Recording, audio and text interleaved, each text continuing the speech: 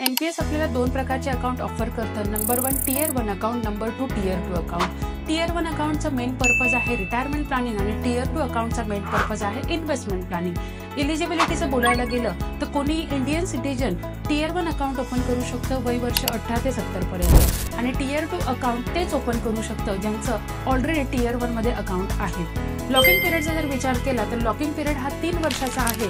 After 3 years तुम्हाला जर वाटलं तर तुम्ही तुमचे पैसे पार्शली विड्रॉल एनपीएस मधून करू शकता.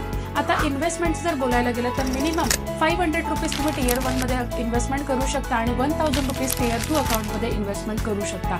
टॅक्स बेनिफिट याच्यामध्ये टियर 1 अकाउंट मध्ये तुम्हाला अप टू 50,000 पर्यंत सेक्शन 80CCC मध्ये बेनिफिट दिला जातो. टियर 2 अकाउंट मध्ये कोणत्याही प्रकारचा टॅक्स बेनिफिट नाहीये. सो रिटर्न्स जर बोलायला गेलं तर रिटर्न्स याच्यामध्ये मॅक्सिमम असतात. It's totally depend on your risk factor आणि याची टोटल जी इन्व्हेस्टमेंट होते ही अग्रेसिव्ह, मॉडरेट आणि कन्झर्वेटिव्ह फंड मध्ये केली जाते आणि totally depend on your age and your risk criteria. So तुम्ही सुद्धा इन्व्हेस्टमेंट केलेली आहे का, तुमच्या रिटायरमेंटची प्लॅनिंग केली आहे का, कमेंटमध्ये मला नक्की सांगा.